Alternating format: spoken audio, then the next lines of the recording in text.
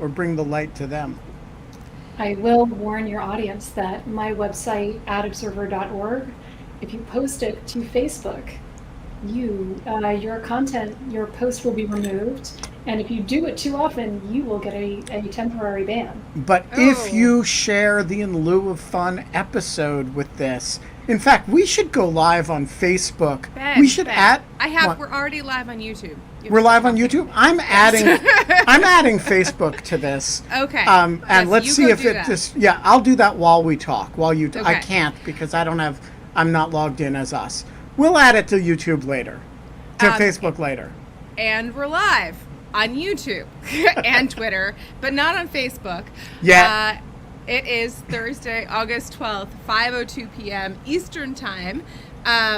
We are not allowed to have fun anymore, but we are allowed to have Laura Edelson on the show. But Laura Edelson is not allowed to have fun anymore. I know, at least not on Facebook. Laura, you have probably had a very long couple of days and week. Do you want to kind of talk to us about the Ad Observer project and how all of this came about? Who are you and what are Yes. you? Sorry, what did I are you not doing say here? that? Oh Yeah. yeah, I know. Sorry. Laura is a researcher at NYU, and part of her research, she built a plugin to be used with Facebook that collected data and kind of measured data to try to understand how much misinformation and other types of things were happening with ads and political ads and other types of content. Is that a pretty good summary-ish? about right. Yeah. But so nice to have you on the show. Well, nice to be here. Big fan. So I am a computer scientist. Specifically, I am a cybersecurity researcher. And way back in 2018, when everything I think became really crystallized about how much online platforms were being used for information operations, um, we really wanted to try to study this problem and try to understand, just what could be done.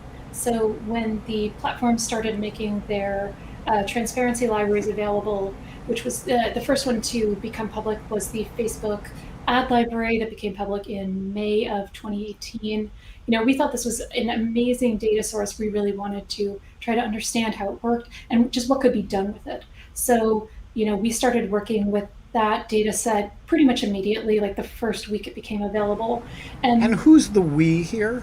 right. The we, I'm slightly using the academic we. It was, me and one other guy in our lab in the Center for Cybersecurity at NYU. And, um, you know, back then we were just scraping the web portal trying to figure out, how could we get as much data as possible so that we could try to understand the ecosystem of political advertising online. Because we do take this whole ecosystem approach where because we're trying to study Facebook itself and the way misinformation spreads on Facebook, we aren't trying to get like narrow slices of the political ad ecosystem. We really kind of want to get the whole thing. So we started collecting all of this data from Facebook and eventually became one of the alpha customers of their tool for researchers, which is the Ad Library API, which is a way we can, sort of access all that data programmatically so we can get as much of it as possible. But one of the first things we realized when we were working with this data set back in 2018 is that there were two really big problems with trying to use these tools to understand political misinformation in advertising. One is that we didn't have targeting data. And one of the things that was really, really clear from from the 2016 Russian IRA data drops is that targeting was very, very important for matching the community-specific piece of misinformation to the audience that would be receptive to that like framing of the message. So we knew we needed ad targeting data. And the other thing that we really thought was going to be pretty important to get was actually non-political ad data. Because if you only get the ads that Facebook has said, okay, these are the ones that are political, you don't have any way of determining how good a job Facebook is doing of drawing that line, or just how fuzzy that line is. You really need stuff that's on the other side of the line so you can say, okay, this is where they drew it, and this is how consistent it is. So we really had those two big gaps. And we did go to Facebook, because we've always had communication with them, and pretty open communication. We talked to them about the fact that we really needed these additional sources of data. But Facebook didn't seem like they were going to be particularly forthcoming about this. So one of the other data sets that existed at the time, back in 2018, was the ProPublica Facebook ad collector data set. And this predated the ad library, where ProPublica had this browser extension that, very similar to Ad Observer, allowed users to crowdsource ad observations. And I figured out how to match the ad records that were in the ProPublica ad collector data that did have targeting information to the Facebook ad library data that had ultimate impression data. And we found some really, really interesting correlations between how particular targetings wind up getting distributed out to different demographic and geographic groups. We thought this was incredibly promising. And then in January of 2019, Facebook technically blocked the ProPublica Facebook ad collector. And it was really a pretty big blow to us, because we were finding this targeting data so promising. And that's when we started trying to just think about how on earth we could recreate that data source ourselves. We were like I'm a computer scientist. I was a software engineer in industry for a long time. So I really thought that we would have a better shot of building a browser extension that would be more technically robust and would be harder for Facebook to break. So we started working on that project with some other folks at other institutions who are also working on this set of problems and trying to build browser extensions. And we released Ad Observer in March of 2020. I was actually looking at it, and we released on March 11th, 2020. So the timing was pretty awful. But like right before I left, I fled New York City. Yeah. March 13th was my last day in the office. But so, we launched it, and by the summer, we heard from Facebook that they were not thrilled about this. And, at the time they were invoking the FTC consent decree as, creating a problem. And walk us through what they asserted the problem was. What were you doing that they thought was a problem for them under their consent decree with the FTC? The argument, as best I can construct it, and I want to be very clear that, well, let me just lay it out. This is true. Facebook says, and this is true, that we collect and publish Facebook usernames. What they're not saying is that those are the usernames of advertisers.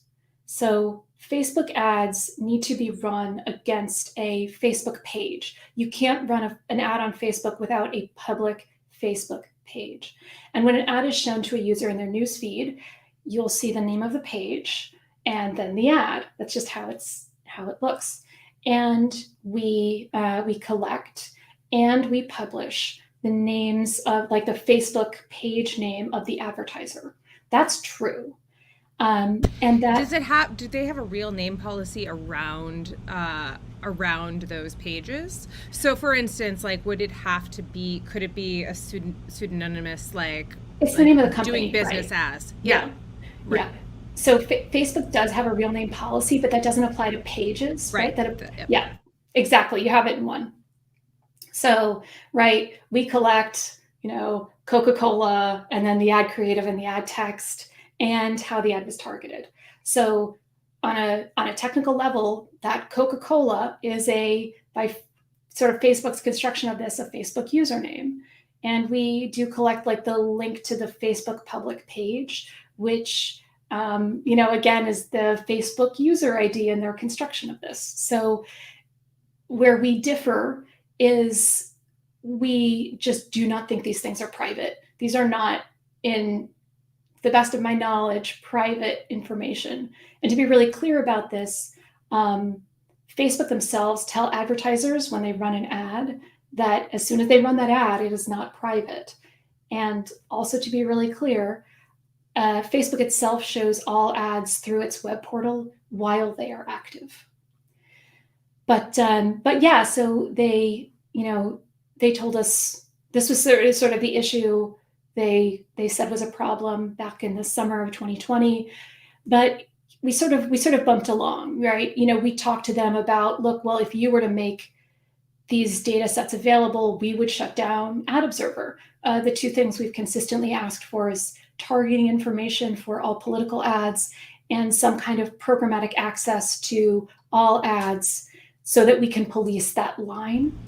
Would that include, so would that be free of personally identified, I mean, this might be part of your story, but like when you say you want that, is that include, how did they basically clean that up to get rid of personally identifiable information that might possibly be violating some type of agreement? Or are they saying that that's not possible given the nature of the information you want? Sorry, I might have actually just hit the button on the issue, but I mean, I think that there are a bunch of issues, and I think that's one of them. But so here's the thing: I am not a political scientist. I do not care about users or audiences. I care about Facebook. I want the data set of this kind of content that does not contain personally identifiable information. And I work really, really hard to make sure there is no personally identifiable or private information in the data we publish. I think that there is a version of this that contains nothing private or personally identifiable that's not that hard to do. And part of why I believe that is, aside from the fact that I do it, Google publishes targeting information for political ads. Snapchat publishes targeting information for political ads. So the idea that this is somehow not possible is like, well, there's a lot of examples of people who are managing to do it. And I believe in Facebook's technical ability here. Yeah. So let me think, where were we? Sorry, I didn't mean to interrupt. I just was like, I'm trying to also kind of build in some of the nuance to some of these problems as you're going through. So that, like, when it kind of, we like hit the, the last like kind of 10 days, 5 days, 7 days, however long it's been, probably feels like 20. That we kind of can have a sense of everything that's going on. Ben? Yeah, so I just want to say that Laura's point that what Facebook identifies as a political ad is not exhaustive of the universe of what a reasonable person would understand as political ad content on Facebook is a really, really important point. And I want to give an outrageous example of this that will interest people in the chat who are currently talking about Rachel Maddow, because Rachel found this example so compelling that she did a whole show about it. So there's this Russian weird content agency. It does YouTube videos, etc. And a young scholar who does disinformation work, Lisa Kaplan, wrote a long expose, as she's been on in Lieu a couple times actually. And Lisa did a long expose of what this company, this is the biggest traffic YouTube contributor, Facebook contributor, other in the entertainment sector, behind Time Warner and Disney in the world. I mean, it is an enormous thing, and it has a very small number of what Facebook calls political ads, which are about how, Donald Trump and Vladimir Putin are the greatest people in the world. But they were A/B tested kind of ads worth, $20 or something like that. But it has also a a Facebook channel. Some of its Facebook channels are, have billions, literally billions of subscribers, of views. But it has some that have what we would think of as obviously political content, like how Russia's going to take over the world after the United States explodes in a meteor destruction, right? And none of this is considered political content by Facebook or by YouTube, for that matter. And yet, when a reasonable person looks at it, like, say, Rachel Maddow, she does a whole show about Mr. Banana and his the political content. Mr. Banana is one of their, no longer, we killed him between Lawfare and the Rachel Maddow show. Mr. Banana was, a kind of Russian nationalist banana, literally a banana that talked. And any reasonable person looking at this would say this was political content, and yet YouTube and Facebook did not regard it as political content, much less a political advertisement. And so Laura's point, I think, I will share in the chat both our coverage of Mr. Banana and Rachel's. I already put it in. But I think it is really important to appreciate Laura's point here that the universe of what they call political advertising does not remotely exhaust what you might regard as, political propaganda or disinformation on the platform. That's one problem. There's actually a second. So there is this question, there's this definitional question of how do we define a political ad? And I actually have forthcoming research about this because I think it's a really slippery question. But Facebook has a definition. It is written down, it's in their help pages, you can find it. There's a second question of how consistent are they at enforcing their own definition? And you kind of need to be able to answer both of those and separate them, because Facebook could have a definition of what is political that is wildly off base, but it could be very consistent about enforcing it. Or it could have a definition that is really expansive, but they could be so inconsistent about how they enforce it that you would still have a really big problem. Yeah, or they could have, how they had for many, many years with the community standards and user speech. It was one set of rules that was very, very vague and standard-like at the top, and then an enforcement mechanism that was hidden from view, unclearly enforced with cross checks and whitelists and all this other stuff, and very intricate sets of rules, and no transparency about how it was actually being enforced and how it was playing out for average users. Completely. This is exactly right. Yeah, I think this is a really important point, and I also think it's important to distinguish, what Facebook considers an ad is also an important thing. An ad is something you pay Facebook to do. Yeah, it doesn't include influencer content. It doesn't. The FTC doesn't consider an ad. Right. Now, I have bought a few ads on Facebook a few times because, I run a content operation. Maybe it would be a good idea to buy some Facebook ads to support lawfare content. So we've experimented with that a few times. Sharing lawfare content in my personal capacity or on Lawfare's Facebook page actually turns out to be a much more effective way of spreading it. And so whether that counts as an ad, which it actually doesn't, it's it is a different question from what kind of mind share it might be grabbing and what its influence or operational significance is. And so these terms are really fluid, and it's really important not to get hung up when Facebook says we sold X number of ads that had political content. That is not a reflection of the amount of political content designed to persuade you, the Facebook user, to do X or believe X rather than to do Y or believe Y.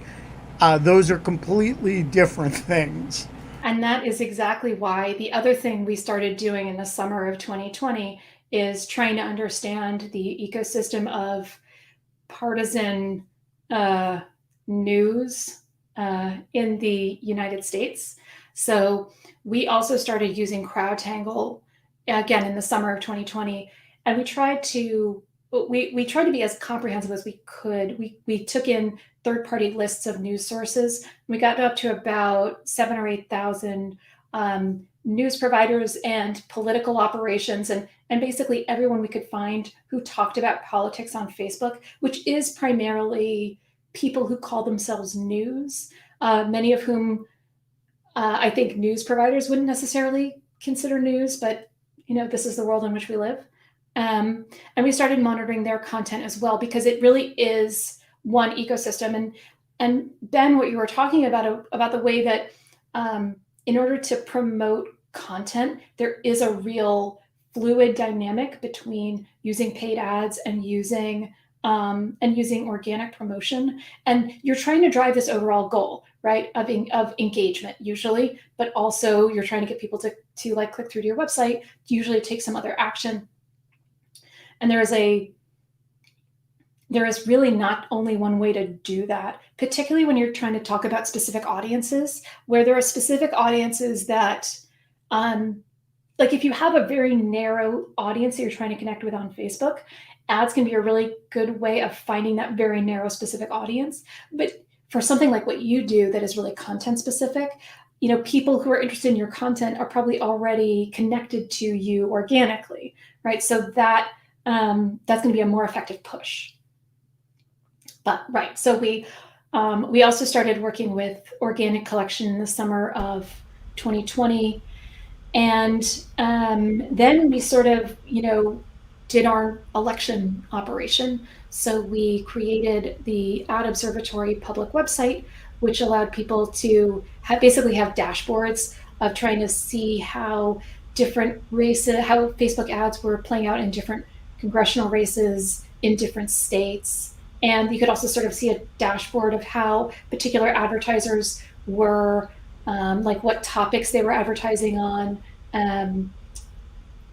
where they were spending money geographically, how they were spending money over time. And this is where the Ad Observer browser extension data really enriched everything else. We also let people see how advertisers were targeting people as observed by our browser extension users. So that was all, pretty successful, I think, public operation. We did a lot of outreach to journalists so that journalists could use our data. We also had a private tool that is not public that we provide to groups who try to monitor for misinformation and online hate, that is effectively a sort of more sophisticated search dashboard on top of the ad library API. And that was all ticking over until 2 weeks before the election, when we got the cease and desist letter about the browser extension. And the weird thing was, we had a couple of conversations over the summer, and then it petered out. Like, I hadn't heard anything from Facebook about this since August, and then we got cease and desist letter. And since that happened, we sort of survived the election. We survived the everything that came after, which was pretty crazy, and for people who monitor misinformation online. And we have been negotiating with Facebook over various ways they could make more data available, various ways we could change the browser extension. But that kind of brings us up to last week, and those negotiations were obviously not successful. Yeah, so did you just wake up and kind of find yourself suspended, or did you get a warning? Or when I was sitting down to dinner, I saw I had an email from Facebook, and then when I got up from dinner, I saw I had an email from a reporter at Bloomberg asking me for comment, and then I read the email from Facebook and saw that my account had been suspended, and that's when my bounce between lawyers and the media began. Yeah, wow. That's like it's a crazy series. I'm going to try to find your original thread on this after it happened too, and post it in the chat, because I think it was really good, and gave a nice kind of was a great kind of encapsulation of everything that had happened. So what's happened? Yeah. So tell us about the sequence of events since. What has happened? What is their position? And what is the consequences for you and your research? And what is your position? So this all started, I guess, a week and a couple days ago. Tuesday evening last week, this dropped. And, a lot happened pretty fast. I think, if I remember correctly, the FTC letter came out. So on Thursday of last week. That was on Thursday. Yeah, that was like a week ago. On Thursday of last week, the FTC put out a letter saying, basically, the FTC consent decree does not compel Facebook to do this. Facebook could authorize this research if they so choose, and basically they shouldn't be doing this in our name. And this is because Facebook specifically cited the FTC consent decree in their blog post, saying that this required them to take action against us. And the FTC very helpfully cleared that up.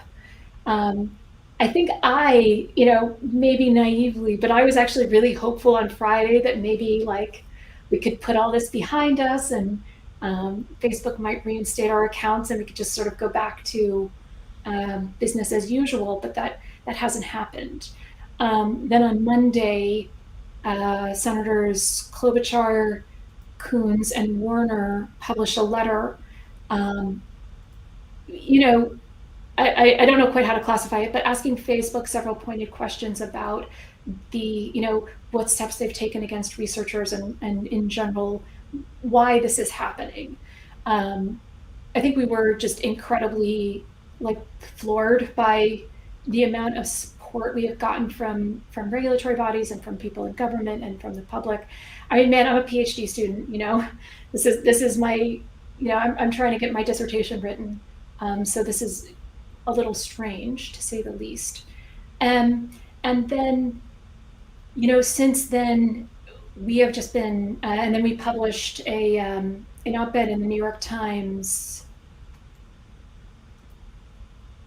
Tuesday or Wednesday? I think it was, I thought it was Monday night, but was it Tuesday? Okay. I think it might have been Tuesday. The two can coexist. Yeah, that's true. It goes up Monday, but is in the Tuesday paper or is dated Tuesday. Yeah, something like that. I think we had a journal podcast come out on Monday, and then I think on Tuesday the New York Times op-ed, it's a guest essay. They've renamed it. It's a guest essay now. Came out, and I think we're, I think we've really been trying to correct what we see as some just factual misstatements in Facebook's original blog post, like the fact that, when Facebook says, we publish user data, I think that means something very specific in people's minds that's not accurate. So we've been really trying to just correct the record.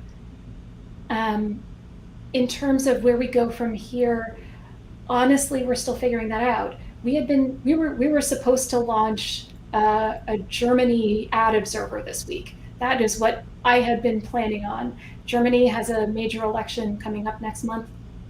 They have a really impressively good at Facebook far-right party, the AfD, that really just does tremendously engaging content on Facebook, really orders of magnitude greater than the mainstream parties. And we were really looking forward to providing more transparency about that election, and we're not going to be able to do that. So because that product relies on Facebook ad library data. Obviously, our research into organic content, including what we do with the Virality Project about vaccine misinformation, is over, as is our work looking into what happened on January 6th, because we just can't collect any more data.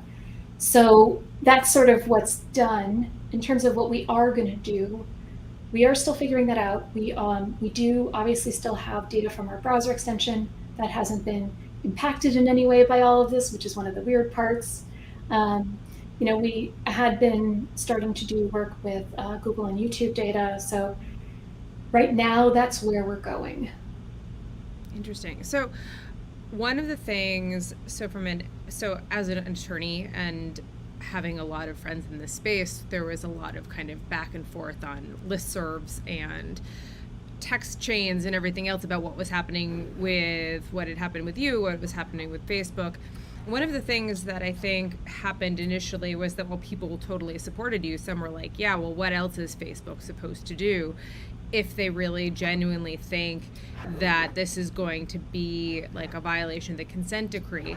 And even after the FTC issued its letter, there was kind of a like, well, this was how, if I was a lawyer for Facebook, I might have played it. And I think that there's a certain amount in which like that was just like a sympathetic argument to some kind of lawyer-minded people or people who are like familiar with how like the counsel's office worked, and some people who still thought that even with that being a risk-averse kind of like a risk-averse decision that Facebook's lawyers put, that there had been so much conversation around this prior to everything happening that it seemed like obvious pretext.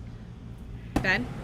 Yeah, I mean, if I were a lawyer for Facebook, I would make this argument too, because it's extremely convenient for the client.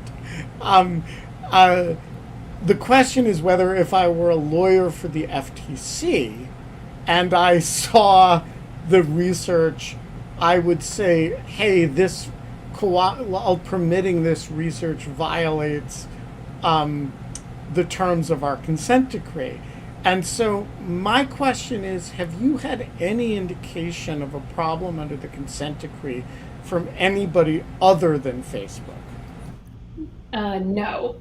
And look, I'm not a lawyer, although I want a law degree when I finish this. I'm not either, though I play one on TV. But I have read the consent decree. And here I think is the problem with Facebook's reading of the consent decree. Let's assume that their reading is correct for a second, which I don't think it is, right? So everything in the FTC consent decree applies to this list of covered information. If it's not if it's not about the covered information, then it doesn't apply. When you look at that list of covered information, one of the things that's covered is username and password. Every password manager that exists reads the username and password field on the Facebook page. So if you're going to take this really quite extreme reading of the FTC consent decree that says that users, any type of password manager, right, that users aren't allowed to use a tool to access their own username, then you have to take action against every single browser-based password manager, which is kind of a ludicrous position.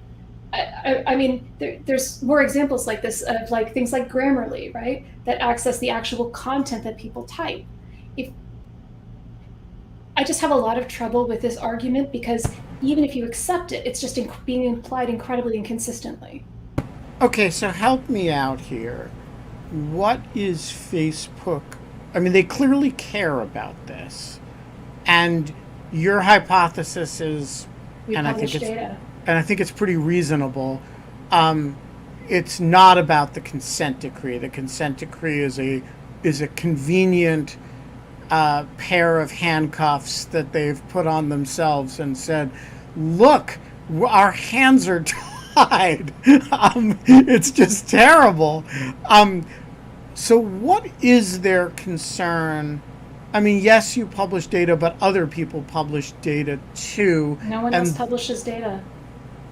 Okay, so what is it that you're doing that no one else is doing?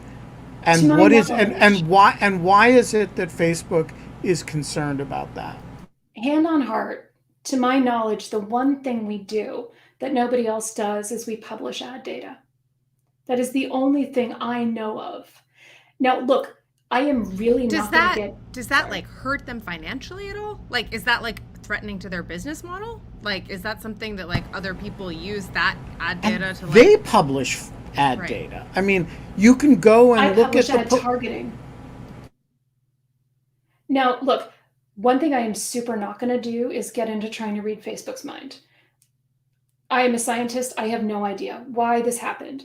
The one thing, though, that I know that I do that I don't know of anybody else who does is publish ad targeting data. And so man, I don't know. This is literally the best thing I can come up with, because there are other browser extensions out there that do what ours does. But the others that I know of don't publish data. And what do they do with it? I mean, what do the other ones do? What's the difference between yours and the lots of other, plugins that send data about your Facebook use to somebody other than Facebook? So obviously there are many that are business-based. Facebook has actually taken action against quite a few of those.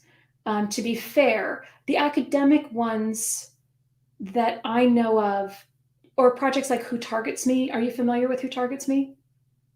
Okay, it's a very similar browser extension to ours. It's based out of the UK. It's actually a very interesting project. They're, they do collect the ads and the ad targetings, but they don't publicly release the data sets. What do they do with it? They do analysis and reports, but they don't publish the raw data. So I think that's one.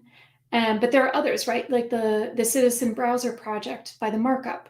They that is like an entire browser of information collection, and it's a fascinating project. And they're doing really amazing reporting, but they don't publish data.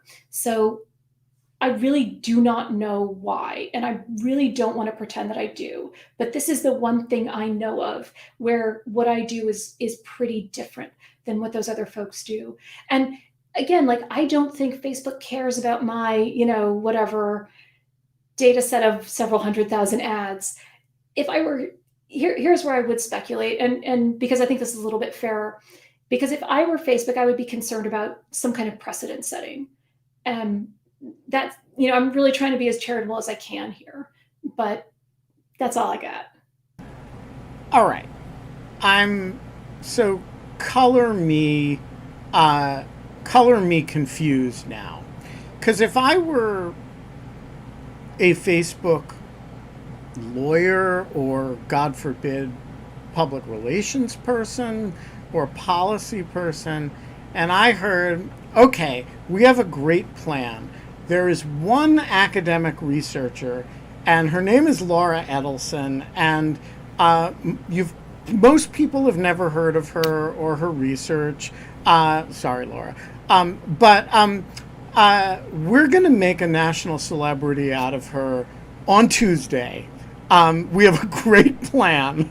We're going to single her out to ban her from Facebook. She's going to have an op-ed in the New York Times within a couple days. Every reporter in the country is going to, have her on speed dial. And by the way, her position when she finishes her PhD on the academic market is going to be way enhanced by this. What do you think, Wittes? Is this a good idea? I think I would say, the fact that you're laughing answers the question, right? Was this a screw up? Was it like somebody was like, I've got it. I knew this Laura Edelson character in college, and now I'm powerful and I'm at Facebook, and we're gonna, we're gonna get her. Or was it like, it seems so wildly dumb. I'm sorry. Man, that was you really got her going, Ben. She's no, I'm genuine. The more I listen to you, the more I'm like, what moron at Facebook is responsible for this? So, I'm trying to be as charitable as possible here. I mean, is there somebody you refused to date in high school who now is like a Facebook person? Not intentionally, but, but, um, no, in all seriousness, if you were Facebook, why would you necessarily think that an attempt to just paint us as another Cambridge Analytica would necessarily fail, right? We, I think one of the things that's going on here is we are really, really cautious. We are not, you know, so, and some of this is that I'm a computer scientist, and specifically I'm a cybersecurity researcher, so I am incredibly careful about privacy and security, right? That is, I cannot tell you how many months we spent trying to design our browser extension in such a way that it was bulletproof, that it really would never compromise users' privacy. We're super, super careful, and we think about that stuff a lot. And maybe Facebook didn't realize going into it just how careful we have been. So I think there's that. I think the other thing I'm going to say is, like, if you're Facebook at this point, how much do you care about bad PR? Is there a hole? Does the hole get any deeper? It gets deeper. Yeah. No, I mean that. I was joking before. In the long run, Facebook can't survive with the degree of ill will that it has built. And they know that. That's why they're spending so much energy across a bunch of different domains to try to. I mean, they've spent, what was it, $130 million on the oversight board? Yeah. $300 million? That was just what they gave to the project. That right, wasn't but even, there's like, their internal spending about it. Yeah. I mean, it is not a plausible, thing to ask the consumer. It's one thing if you're, John D. Rockefeller, to say, well, I'm the one who has the oil, but at the end of the day, people have to enjoy the experience of using Facebook, and they like hating the entity. Too many people hating the entity too much is not a plausible business model, and I actually think their behavior reflects that they understand that, even if they don't have any idea what to do about it. I have sort of two thoughts. One, did either of you happen to read the Thelepowski Protocol piece, like from several months ago, about my project? And so for folks who aren't familiar, several months ago, a reporter. I love Izzy. She's great. Yeah, she's a great reporter. A reporter from the protocol called me up and was just like, hey, I want to kind of write a piece about what's going on with you and Facebook. And I'm like, well, I can't really talk about it. We're in negotiations. But if you want to write a piece that says not much is happening, sure. And she went to Facebook, and Facebook told her that, there was user data in my data sets that I publish. And I panicked, right? I was terrified because if this had been true, actual user data, not advertiser data, this would mean that all of my research protocols were invalid, right? That everything that I had done, my methodologies for ensuring user privacy, were not working. And and additionally, there would be like real world harm that I was responsible for. And it was just awful, the stuff of my nightmares. And eventually, through a lot of wrangling, ISSI was able to clarify with the folks at Facebook that what they meant was advertiser, names. But what was awful about the whole experience was that, like, I think everyone going through a PhD program has a moment of existential doubt about their research, where you think, this is not working, this is totally fatally flawed. And I had to have mine in front of a reporter while I was being gaslit by Facebook PR people, and then it all got written up for everyone to see. And I was so, like, that day I was terrified. I was so scared, and so that was itself a wild PR trip that I think wound up being pretty not good looking for Facebook.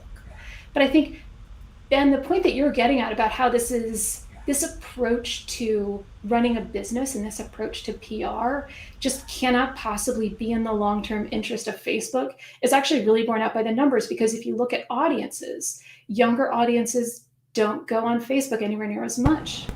Although they do go on Instagram. Yes. That leads us to our question from Ev. From a younger Yes. Audience. Go for it. So that exactly is the perfect segue to my question. Do people still use Facebook a lot? And like in 2021, how important is Facebook in the misinformation, disinformation crisis? If we compare it to YouTube, Twitter, or Instagram, for instance. I know that Facebook, Instagram, kind of the same, but kind of not too. Yeah, so Facebook is still an incredibly important piece of the overall social media landscape. Pew puts out studies about this just about annually, I think, and Facebook is still, a monster. Something like 70% of the U.S. adult population has a Facebook account. I think I'm trying to think if I can remember who's put out work about this. I would say the last number I had was, sorry, not to interrupt, but I just know I have a good sense of it, is like that there is the steadily increasing demographic is in the global south, particularly in places with zero rating that Facebook is providing internet services for, or things like that. And that like basically right now that the US population is like 8% of all of Facebook's total users or something around that, or that was like the number like a couple months ago.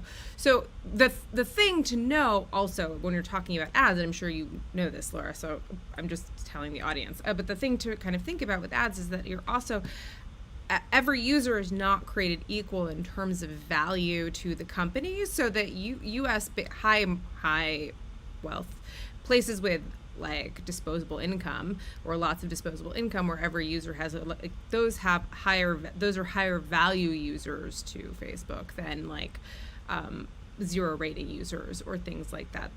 So that's another kind of thing. But Facebook is still increasing in size. Yeah, absolutely. But they are, at least in the US, they have a lower market share among young audiences. And that is where I think a case could be made that Facebook's moderation policy is probably a part of that. Because if I don't want to say, okay, the bulk of the misinformation is on this platform. But if you look at just the moderation policies that each platform says, Facebook allows much more, like a much wider range of content. YouTube allows a very wide range of content when compared to platforms like Snapchat or TikTok that have, just from a policy perspective, allow less extreme content, I would say. Yeah, if Evelyn Dweck were here, she would say that YouTube consistently gets a free ride, and we have these, everybody knows the name Mark Zuckerberg, everybody knows the name Jack Dorsey, everybody knows, certain social media titans, and yet there is this engine of disinformation in YouTube that somehow nobody seems to focus on as much. I used to consistently make this argument that, we should close every blog post with, Google delenda est, because we spend so much time talking about Facebook. And at least partially we do that because of something that Facebook actually does really well, which is they actually do make a good amount of data, comparatively speaking, about political advertising available. I really do want to give them credit. They make more information about political advertising available than anybody else other than Snapchat. Snapchat is amazing, but compared to Google, Facebook does a good job. I was just going to say, too, one thing about YouTube. It is not just that they're, like, first of all, YouTube is a smaller entity within Google. So, like, the fact that, like, whereas, like, Facebook, and I think that, like, Evelyn doesn't really do this justice because, like, she acts like they're all equal, but they're not, both in terms of, like, how they're run as companies, and then they're not equal, too, in terms of, like, the medium. YouTube has, like, many hours long video. It's even different than TikTok, which is like limited to a number of seconds. You can have like strings of them, but like it is so difficult to do content moderation on video still. And there is content moderation on the audio, and then there's content moderation on the video side of it, and then there's moderation of the two of them interacting. And so like I just want to say as an editor, content moderation actually isn't that difficult. Right. Content moderation is called editing, and there's a good principle that you shouldn't grow faster than you can edit well. And this is an unobjectionable principle among content generators, which we traditionally call journalists and writers, and content moderation is difficult in social media where we have made a proactive decision to violate that rule. And this is, I think, one of the places where I am so shocked at the degree to which people are willing to accept that tech disruption means that tech is just given a free pass to not obey the law, right? There is a tremendous amount of content in advertising on Facebook that violates existing law, but it's very hard for the FTC to actually enforce because they don't have access to ad data. And everyone just accepts that, well, Facebook has this reactive review strategy, and that's just how it has to work at that scale. And what that means inherently is that people are shown ads that violate the law. And this wouldn't be acceptable for newspapers. This wouldn't be acceptable for anybody else. This is exactly right. And I think this relates to the 230 debate in the sense that we accept behavior from the platforms that we would simply never accept from publications. And, the question is why? And the answer is because we have to, because platforms are really important. And that's actually answering the question by restating the question. It comes back to the question, why shouldn't you be responsible for the things you publish? And as somebody who was an editor at the Washington Post or an editorial writer at the Washington Post, when 230 was, right after 230 was passed, it was always a head scratcher to me why we were responsible for our letter, like legally responsible for the letters to the editor that we chose to publish, but not for the comments that we chose to publish.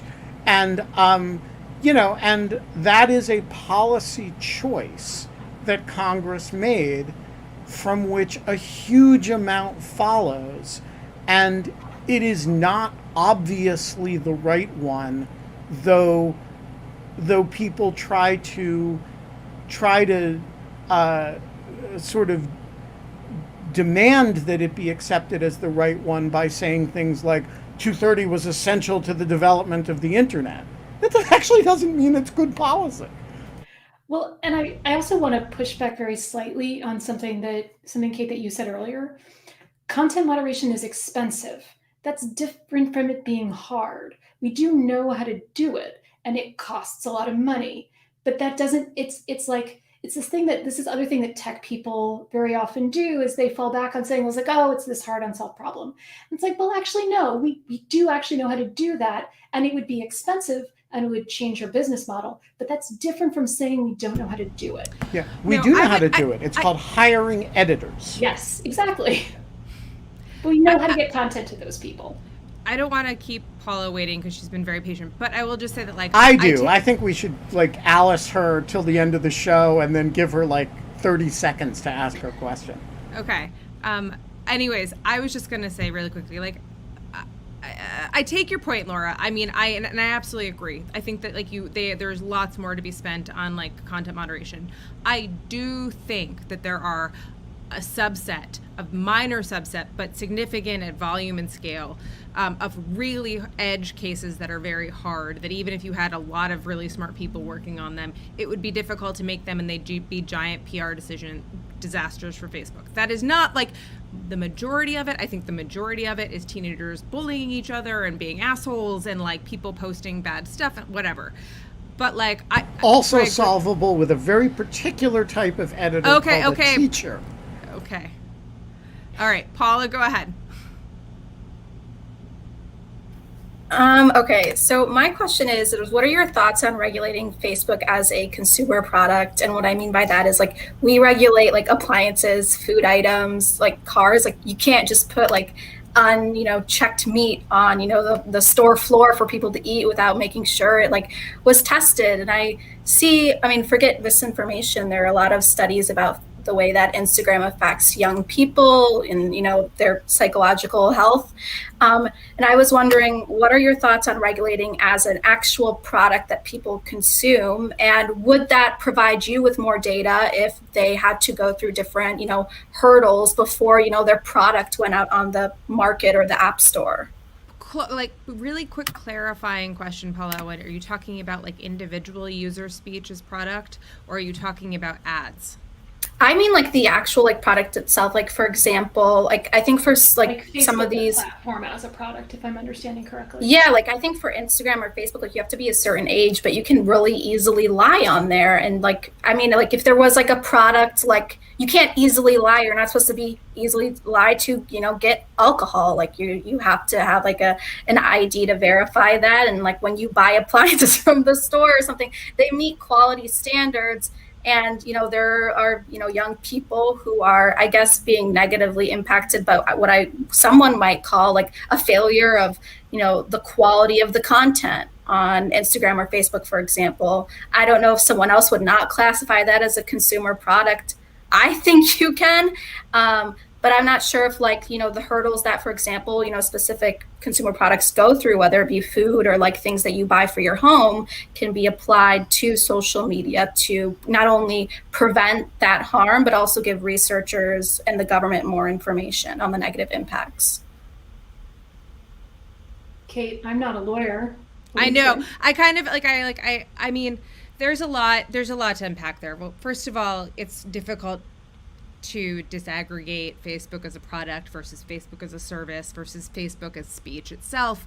There are many different things. And then you run into, inevitably right now, that you've had a lot of, I'm actually just researching this at the moment, but like there have been a lot of people who have written, and courts have found that like the algorithms then the way that Facebook curates a newsfeed, or the way that Google organizes search and ranks things, are its own First Amendment. They have their own First Amendment rights to do that. So you can't regulate them because the First Amendment prevents government from regulating like something that infringes on like the freedom of expression. And so I think that like there's plenty of things in terms of consumer protection.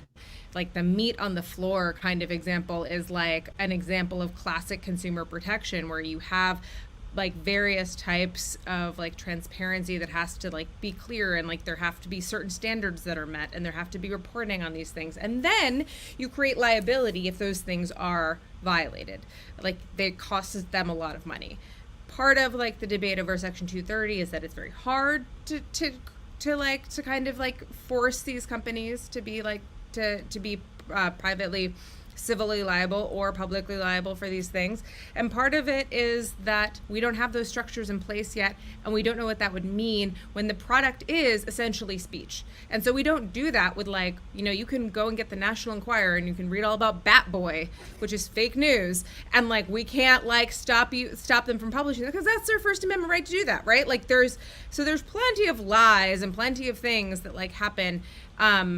And so I just think really interesting about this, and I'll fully admit I do not understand this because I am not a lawyer, is that Facebook has been trying to take the position that it is not itself a speaker, right?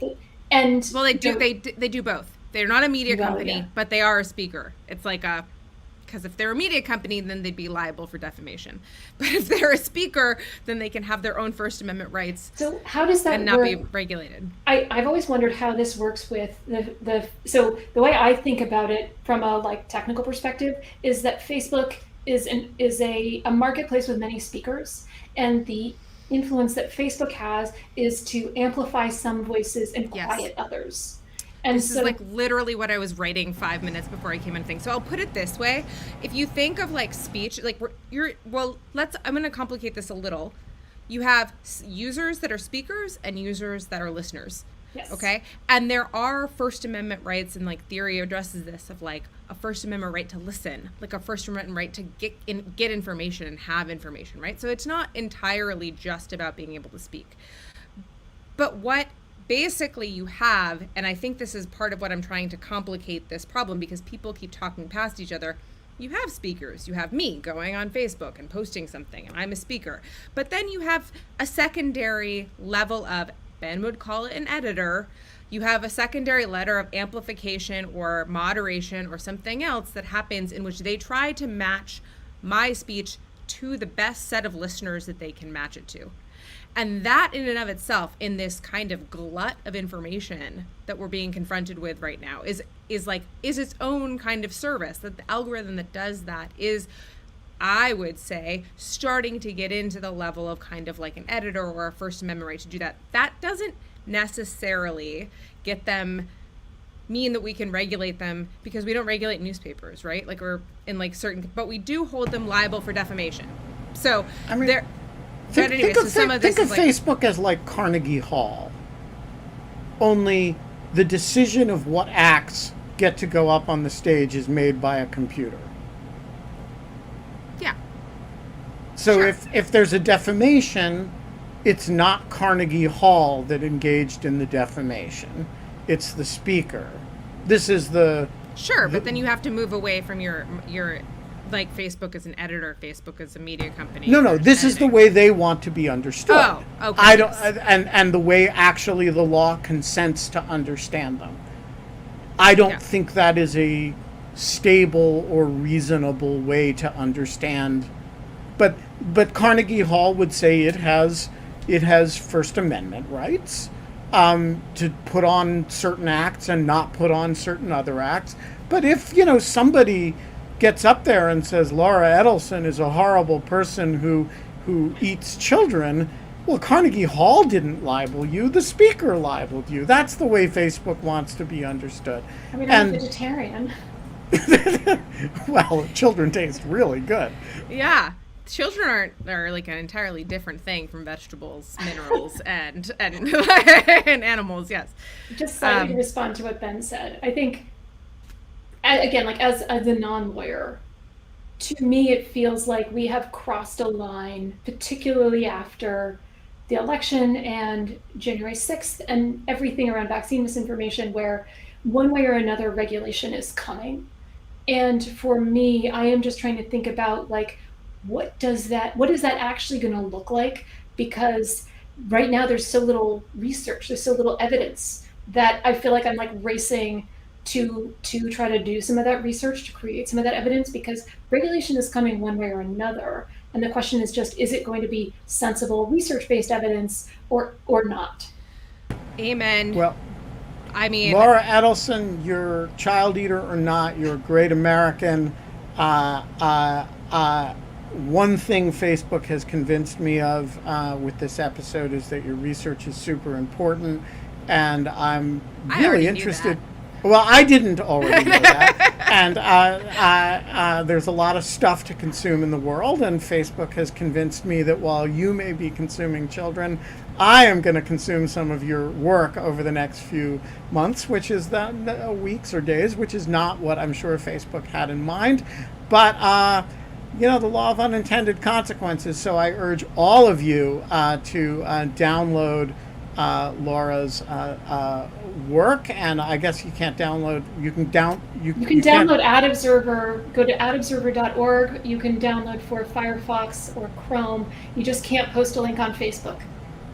I Don't see. post a leak on Facebook or you'll get banned. Yes. Right. But We've you already can had, still like, use we got it. banned once Yes. because Ben tried to invite QAnon to like all of our to No, our show. I tried to invite Adrian LaFrance, the executive editor of The Atlantic, who had written a story about QAnon. You hashtagged it. You hashtagged QAnon. You They monster. took us. I down. did, and Anyways. they took us down, and Yeah. then they did it again. All of Anyway. which is a really long-winded way of saying that it's been a super pleasure having you on the show. Yeah. And let's and everybody should respond to this episode by downloading and installing Ad Observer. Just don't mention it on Facebook, and we will be back tomorrow. It will be cheese night, and I'm really excited about it. I have some manchego that I've been saving for cheese night. Don't ask Laura. Don't. You don't Although wanna know about join cheese us night. for cheese night Yeah, anytime. you're welcome to come. I don't eat cheese either. You're vegan? Oh my god. She's like even worse than a child eater. No, Yeah, just kidding. Just kidding. at least children have some nutrients. We will be back tomorrow, 22 hours and 53 minutes from now. And KK, until then, We don't have fun anymore, but we do have plugins. still. Bye.